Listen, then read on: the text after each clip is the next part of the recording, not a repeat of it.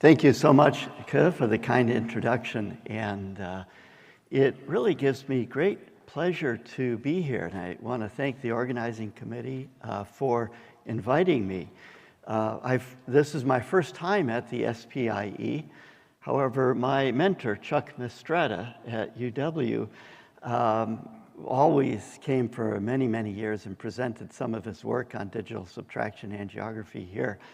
And I think this society is an amazing group of pioneers that have shaped the current state and will shape the future of medical imaging, especially those technologies that involve X-ray imaging. So it's wonderful for me to be here.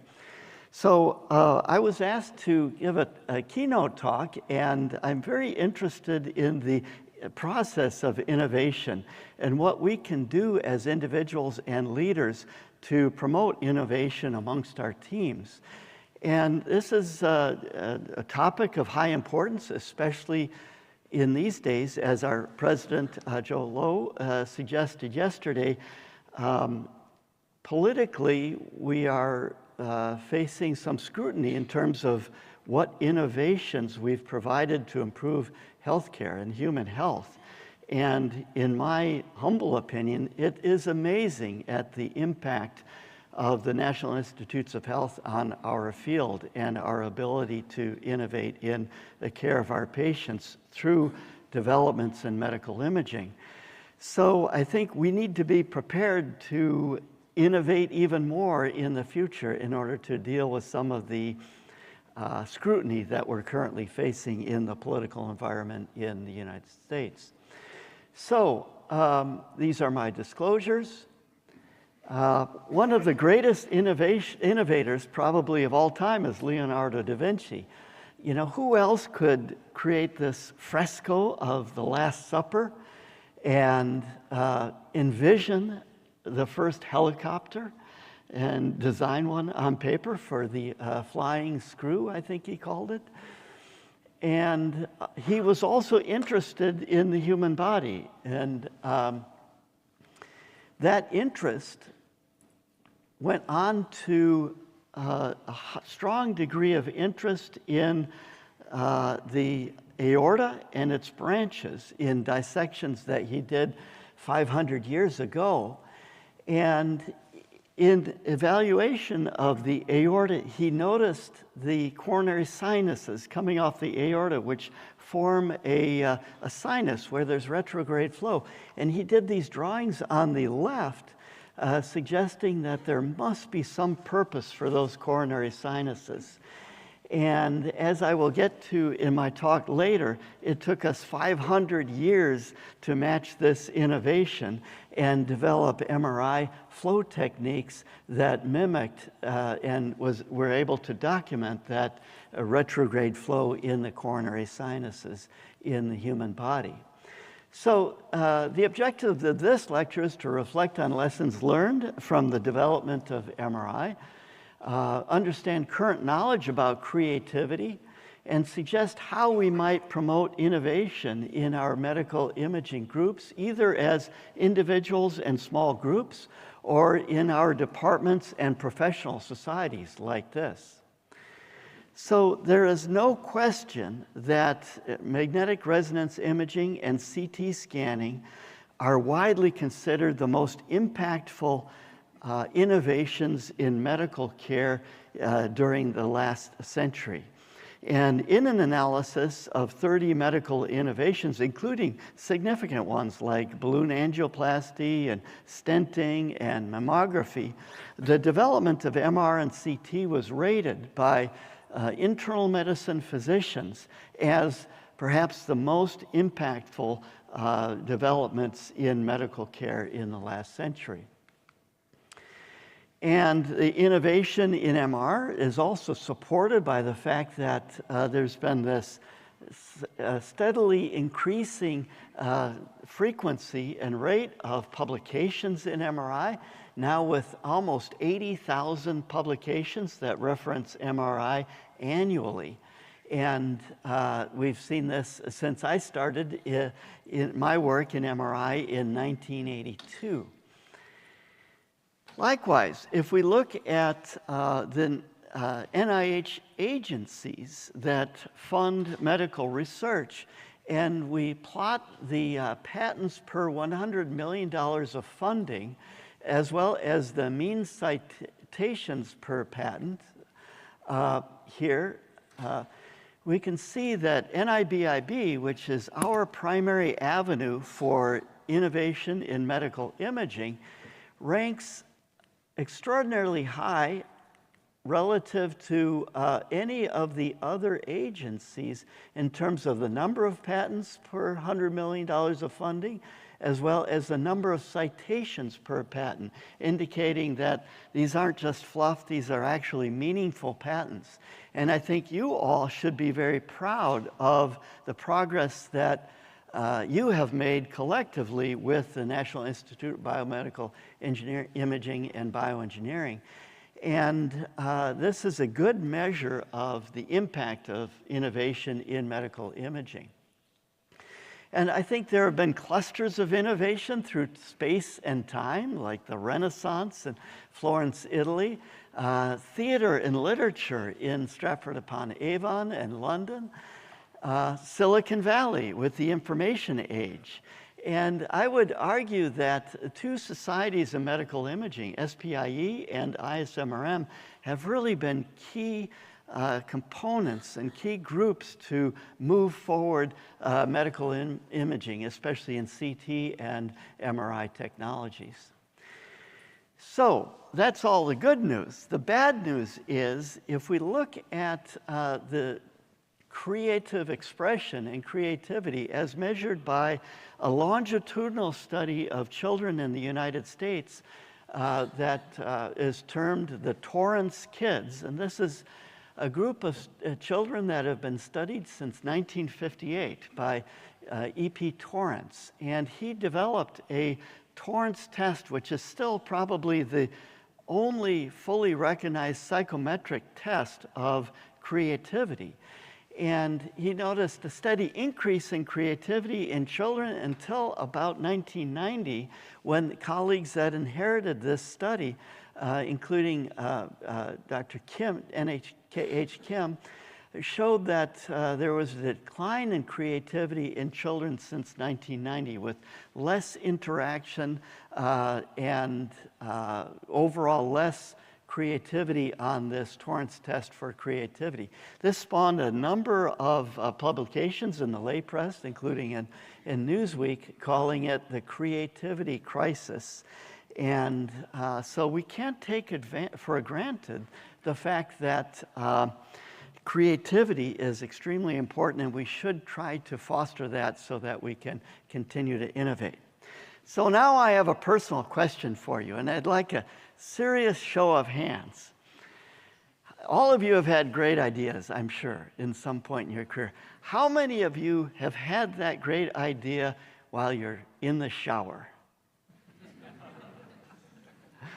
Okay, yeah, that's a good, probably 30% of the audience, right? And there's a reason for that.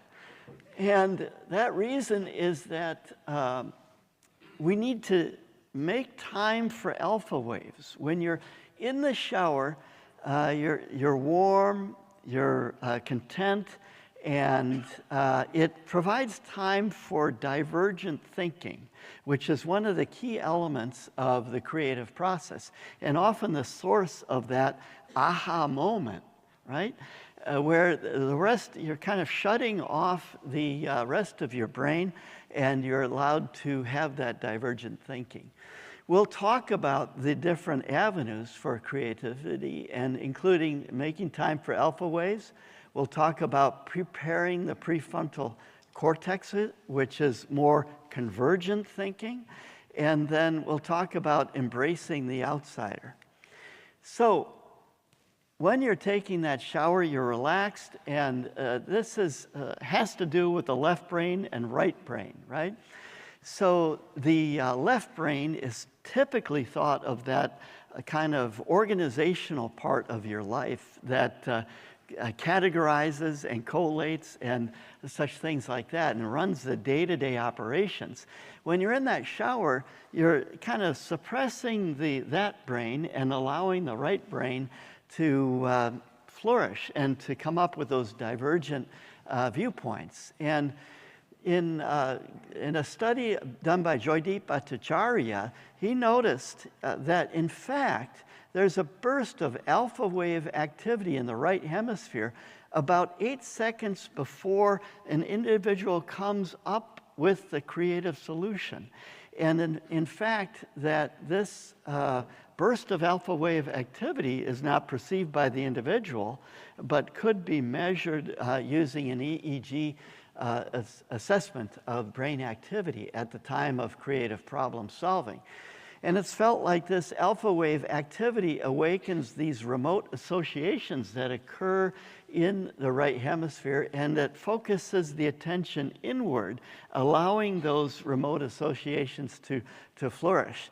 And they postulate that this is the source of that aha moment, that feeling of sudden obviousness of a solution, potentially. What's interesting about this is there is some work. It's still in its infancy, actually, and slow to get started, but correlating these EEG measures with localizing these types of brain activities and their spatial localization. Andreas Fink, who's been studying this, looked at higher order, more creative individuals compared to lower order. Order is one word for it, but maybe less creative individuals as measured by some of these creativity tests, and found that these higher order creative individuals had higher alpha wave activity, and including in the right brain, the right hemisphere, as documented both on EEG and simultaneous fMRI, which is very interesting to me that fMRI is used, in fact, to study potential creativity in humans. Now, a few years ago, when I was first developing this talk, I had the opportunity as the president of ISMRM to ask a number of individuals who won the gold medal award for their inventions in MRI, what their, when they had their aha moment, if they had one. And in fact, just in a very anecdotal and random summary of gold medal winners, I identified nearly a dozen individuals that had that moment in the shower. So, search for places to do that. A lot of the other gold medal winners had those moments when they were, let's say, on a hike or riding their bicycles or other things. Likewise, there are a number of individuals that had those moments after the annual meeting of the ISMRM, and I think some of you may have had a chance to have those moments after this meeting. One great thing about the ISMRM is that we historically have gone to interesting places and moved those around the world. And in his address to the society, Klaus Prusman, who's really credited with developing parallel imaging in MRI, which has substantially accelerated the ability to acquire MR images, he noted that Dan Sodikson at the Vancouver meeting of the ISMRM presented this poster on SMASH, and Klaus Prusman went on to, after seeing that poster at the Vancouver meeting, he and his colleague went on to a canoe trip in the San Juan Islands and had the chance to kind of process what he learned at the ISMRM annual meeting. And it was at that canoe trip that he then came up with the idea of SENSE and his work in parallel imaging to accelerate MRI. And he quoted, I guess, if I didn't go on the trip, everything could have played out differently. So I think the key here is making time for developing or allowing those alpha waves to flourish in your right mind. Now, there are good examples of this, making time for alpha waves, that we can pay attention to. 3M has used this for years, and providing unstructured time to their employees. And they were initially an adhesive company, and this is how those Post-it notes were developed. The 3M allowed the administrative assistant some unstructured time, and she actually came up with the idea of Post-it notes after having some bad adhesives that weren't quite as good as the other adhesives that happened to work very well as Post-it notes. Google historically has done this, and Gmail, Google Earth, some of those developments were credited through that time. And then in academic medicine, I think it's critical that we preserve unobligated academic time. And as we face more and more scrutiny and more financial pressures, this is becoming under increasing pressure. And I think all of us need to try to preserve some time that's free of obligations, and that this is especially important for junior faculty. Okay, so those are some things we can do as individuals. How about the other avenue for innovation is preparing the prefrontal cortex. And this is convergent thinking. When we're thinking about a very difficult problem that we've needed to solve, and maybe we may be feeling this or experiencing this for a long period of time, and I think this is manifest typically by sweat, sadness, and failure, like writing grant proposals.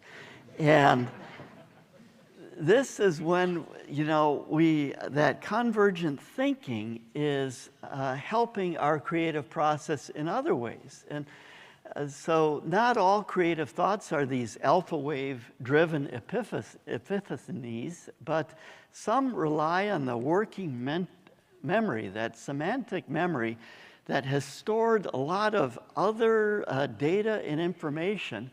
And there's nothing romantic about this. It is just exercising that part of the brain. And Andreas Fink in his work also did an EEG and MRI study showing that in this type of creative thought, where there's that difficult problem to solve, different areas of the brain may be activated, especially including in the left hemisphere, as shown here. And this can be very helpful. In my experience, this did occur for us while we were in the process of working on grants. And from a historical perspective, this started initially with developments of others. So Hans Weimann, he first developed the use of gadolinium DTPA for MRI contrast agent relaxer. My colleague, Martin Prince, used that gadolinium MR for timing the acquisition of a 3D contrast enhanced MR image to the arrival of the gadolinium contrast into the imaging area of interest for vascular imaging. And he really pioneered gadolinium enhanced MRA. But as you are aware, I came to the University of Wisconsin. I was interested in MRA, and one of the reasons why I came to the University of Wisconsin was because Charles Mistretta was there, a world-renowned physicist who developed X-ray digital subtraction angiography and presented a lot of his research work at this meeting at SPIE. And here he's shown with his clinical collaborator, Andrew Crummy, who is a pioneer in angiography. So I arrived at the University of Wisconsin. Chuck had already developed DSA. I was interested in MRA, and we started an MRA research group. And at the time, as I mentioned, we worked with Martin Prince to develop contrast-enhanced MRA. Prior to this time, we were using 2D time-of-flight MRA, which was fraught with problems. Here's an example in a patient with a femoral hip prosthesis showing a complete obliteration of the external iliac artery, and it became immediately obvious that contrast-enhanced MRA would be able to provide us better vascular images, freer of artifacts compared to the previous techniques. So we were very excited about this. Martin Prince and I collaborated on these books in 3D contrast-enhanced MRA and sold thousands of copies in this. And like any development of a technology, there's a lot of enthusiasm at the outset, and then you start writing articles and books about the pitfalls of the technique during the later years of the development of the technology. And one of those pitfalls was the timing. And here are several examples. In the case of this aortic aneurysm patient, you can see that the contrast hasn't made it all the way down, but we don't know whether this is a big occlusion of the distal abdominal aorta, a big thrombus in there or not, but it's a timing artifact. Likewise here, the femoral arteries are not visualized. Again, this was a timing artifact. Our scans didn't extend out in time further enough. Or here in the lower extremities, we can't see the arteries very well because there's venous overlap. And this was a problem that plagued us quite a bit in the early days of contrast-enhanced MRA. And this was no good. So one thing that I learned as a youth was that every morning when I approach work, think about some problem that needs to be solved. And all of these timing artifacts were like having burnt toast for breakfast, all right? And this brings up a story. So as I mentioned, my father said, all right, every morning think about some problem that could be solved. He was an engineer. His dad was an engineer, and our great-grandfather was an engineer. And think about some problem to be solved. And my great-grandfather thought about such a problem many years ago, and that is the problem of burnt toast. When you wake up in the morning, you're having toast, and it's not done quite right. And here are some examples of old toasters that didn't have an automatic toasting function. This is the El Tosto from GE in 1908, and this was a source of great concern for my great-grandfather. And so he and his brother, George and Charles Streit, developed and patented the automatic pop-up toaster. Hopefully some of you have taken advantage of this morning.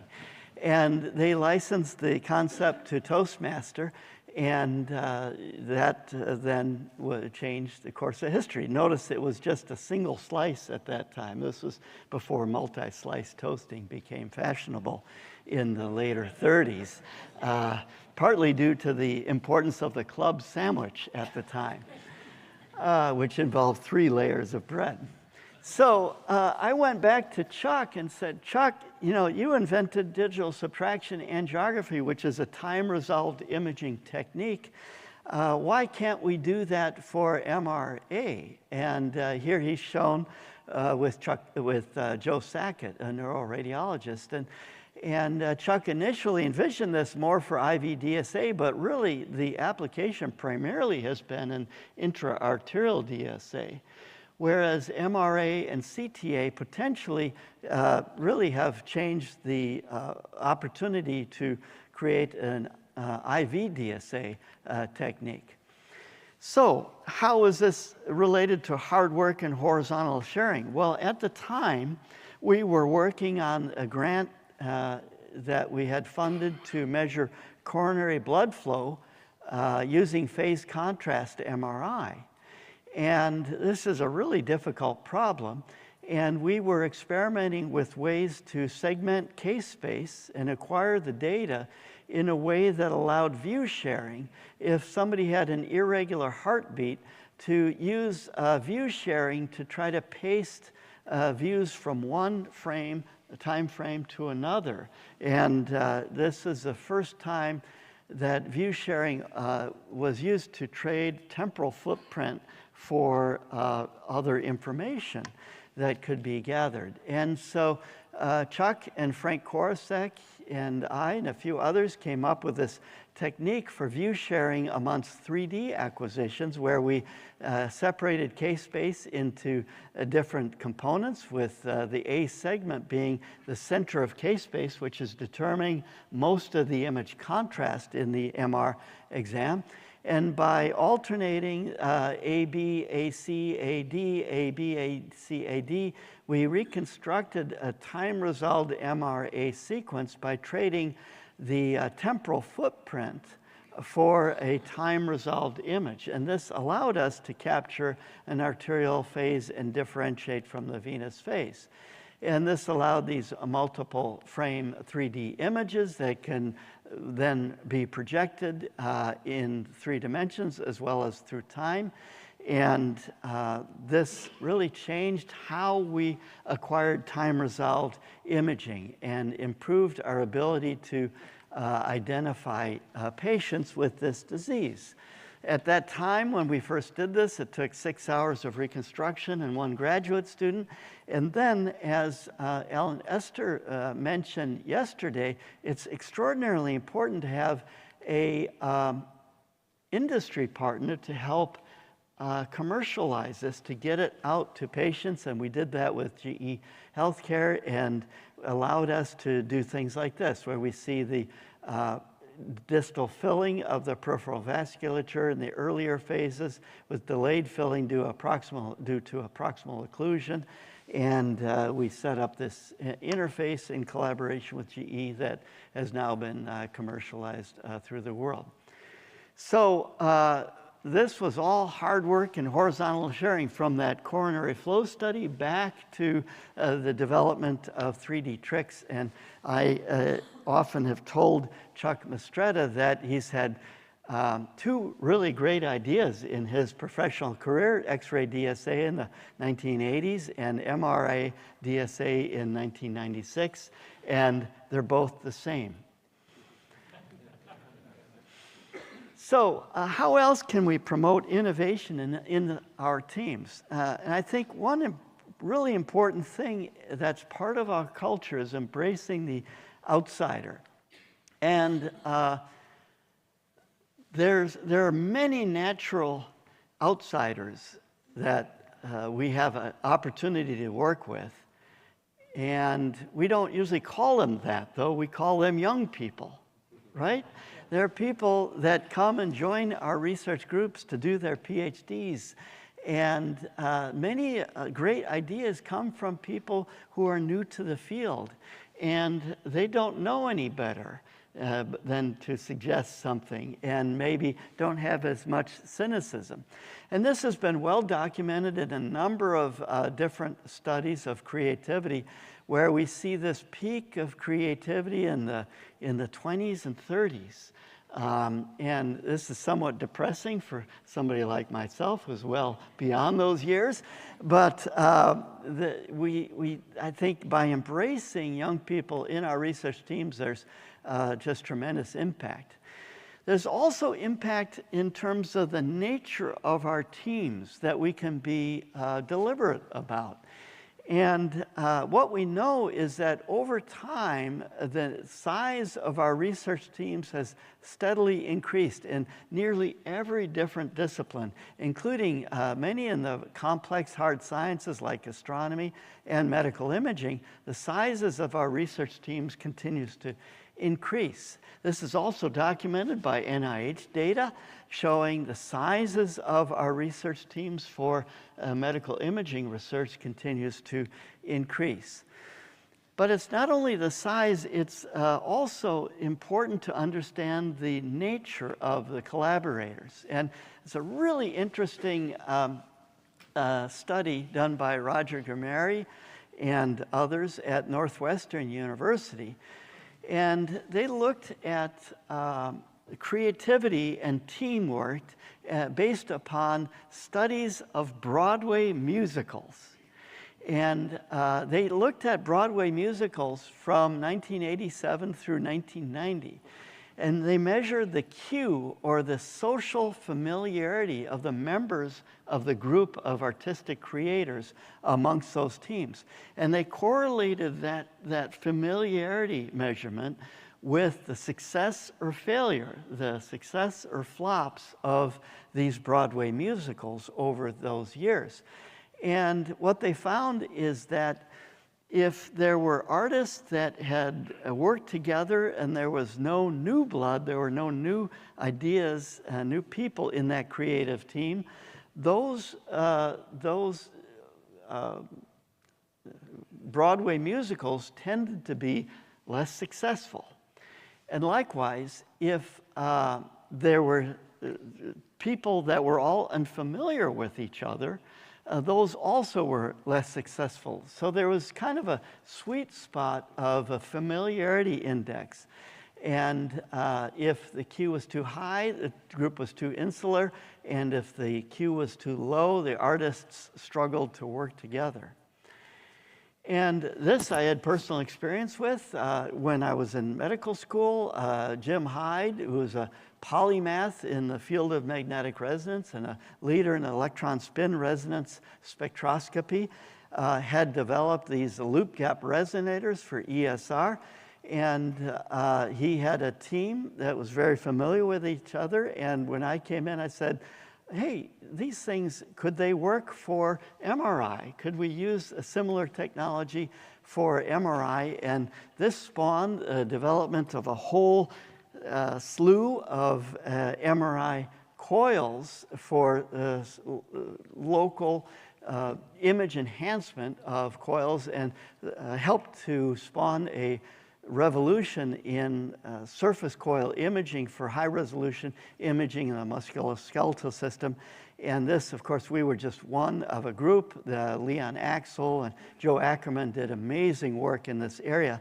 But it was the translation from that spectroscopy to medical imaging that was very exciting and really was generated by this newcomer in the research group. So let's talk in the last few minutes about a few things that we can do as leaders in medical imaging to promote innovation in medical imaging. And these I categorize into protecting our open source environment, creating situations of urban friction, and attacking difficult problems. So first of all, open source, this is incredibly important, and the impact is manifest that initially, some of the computers that we used for MRI used Honeywell computers. Those were developed in the Massachusetts area, the Boston area, which was the hub of computational expertise early on. But there was a very insulated environment in Boston in computational sciences. And basically, everybody moved to the Bay Area because it was a more open environment. And there was more collaboration and cross-fertilization amongst the different communities. And this was an important move, of course, that has led to the development of Silicon Valley. In MRI, in 1988, the imaging manufacturers were accustomed to keeping the trade secrets of CT, X-ray, and ultrasound within the companies. And Maury Blumenfeld, who was the leader of the GE MRI program, hired as his first hire Felix Worley, who is an NMR spectroscopist, a Swiss NMR spectroscopist. And Felix convinced Maury that there was a lot of NMR knowledge outside of the manufacturers that could be leveraged. And in GE, legal and engineering departments were strongly opposed to creating an open source environment to allow post-programming on the MR scanner because they felt like they would lose that competitive edge, which was a big factor of CT and X-ray imaging. And it wasn't until Dick Eman from the Mayo Clinic came and showed them how to suppress artifacts from pulsating blood using spatial presaturation pulses, that Maury and others realized that they needed to create an open source environment that would really leverage the extensive experience out there in the broader community. The other important thing is to create an environment of urban friction. And here I think what we know is that cities have always been very creative. And if you were to measure the urban creativity as done by Betancourt et al., what they found is that the creativity goes up by a factor slightly greater than 1.05. The larger the population of a city, the more creative it is. And that is that there are more interactions, more friction between different individuals and different ideas. And why is this friction important? It's because it's more effective than brainstorming to have these ideas and have them challenged by our colleagues.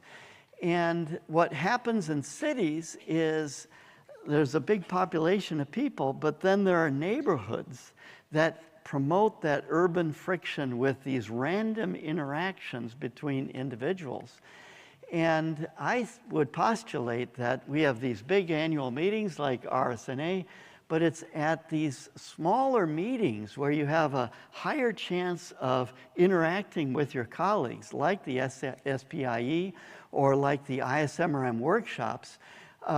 Those are where a lot of this urban friction takes place, where you have a greater chance of interacting with your colleagues. So while some of these bigger meetings are like the New York City, it's these smaller workshops that occur that can be very powerful. This has been documented just in terms of medical innovations in a study by Lee et al. In +1, who looked at whether how many citations per publication, whether people were intercity collaborators, were within cities, or within buildings.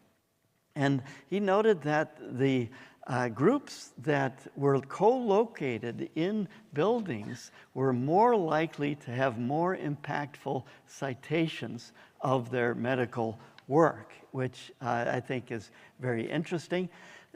This is manifest in Peter Manfield's work. He's one of the Nobel laureates developing MR.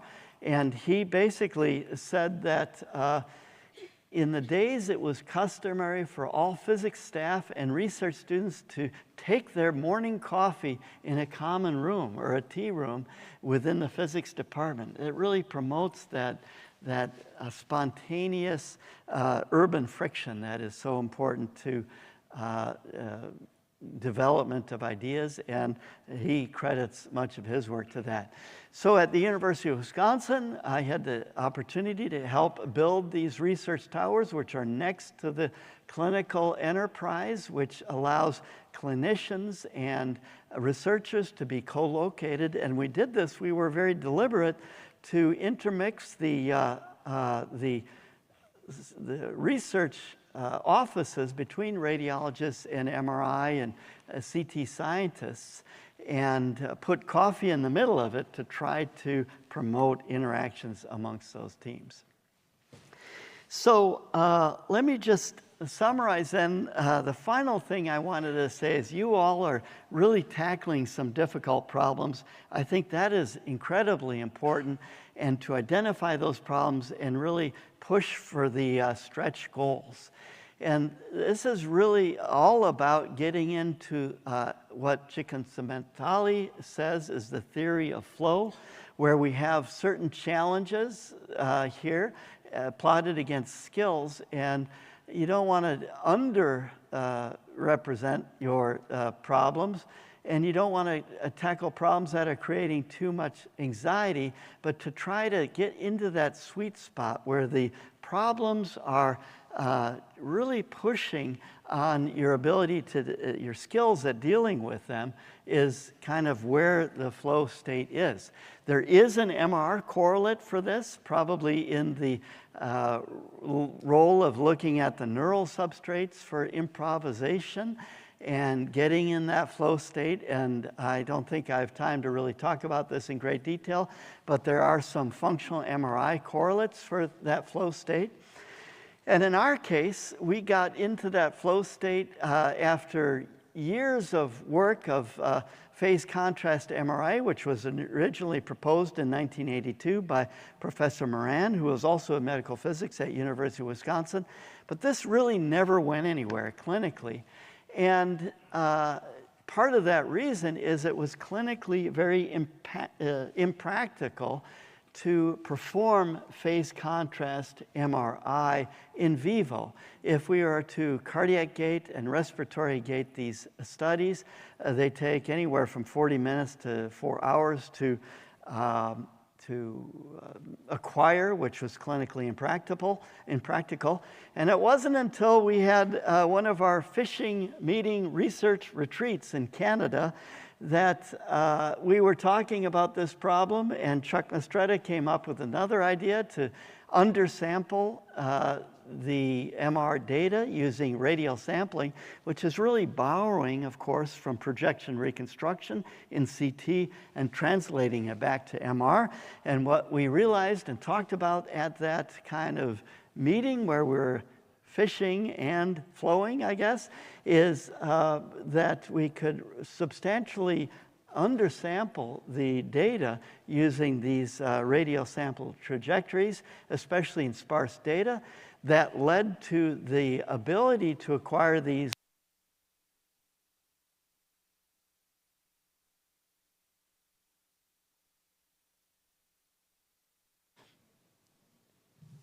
That must mean my time is up. So I'll be quick. And it allowed us to create these data sets here as a patient with an aortic dissection on CT, and the MR4D flow allows us to see that there's a dynamic compression of the true lumen by the false lumen that these flow streamlines can create. This is now a 4-minute acquisition compared to a substantially longer acquisition historically. And so this, to come back with what I started with, this has allowed us for the first time ever in vivo to look at what Leonardo da Vinci had postulated in these coronary sinuses, these retrograde eddy currents in the sinuses that are important to coronary flow and flow reserve in the coronary vessels. It only took us 500 years to come up with that solution. So in summary, as individuals, make time for alpha waves, focus on hard work and horizontal sharing between different disciplines, and embracing the outsider.